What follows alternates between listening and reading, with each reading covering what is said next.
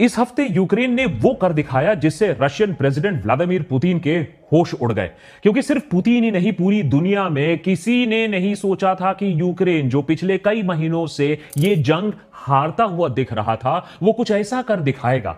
एक ऐसा surgical strike जो रशियन स्ट्रेटेजिक कैपेबिलिटीज को पीछे ढकेल देगा, उसके मनोबल को भारी ठेस पहुंचा देगा। पुतिन के साथ साथ यूक्रेन का यह attack US president Donald Trump के चेहरे पर भी एक जोर का तमाचा है, क्योंकि उन्होंने कुछ ही महीने पहले यूक्रेन के राष्ट्रपति जेलेंस्की को व्हाइट हाउस में बुलाकर प्लान तरीके से उन्हें जलील किया था। ट्रंप, जिसे सब पता है युद्ध के बारे में, टैरिफ के बारे में, उन्हें लगा था कि यूक्रेन के पास इस जंग में अब कोई कार्ड्स, कोई पत्ते बाकी नहीं रहे थे, और यूएस के सपोर्ट के बिना वैसे में भी इस जंग में कोई पोजीशन, कोई स्टैंडिंग नहीं थी यूक्रेन की। लेकिन अब बिना यूएस की मदद के, उनके अनुमति के, जेलेंस्की ने दर्जनों रशियन बॉम्बर्स को एक साथ तबाह कर दिया।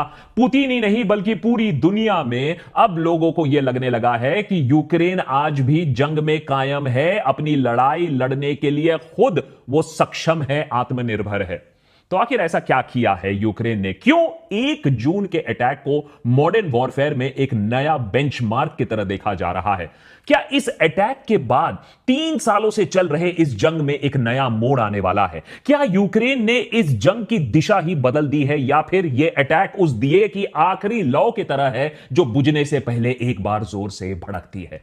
क्या रशिया इस हमले के बाद चुप रहेगा, या फिर इस जंग में अब हम एक न्यूक्लियर एस्केलेशन भी देख सकते हैं? सीज फायर की बातें जो काफी बीते हफ्तों से चल रही थी, अब उसका क्या होगा? क्या यूक्रेन अब एक पोजीशन ऑफ स्ट्रेंथ से टेबल पर आएगा, या फिर ट्रंप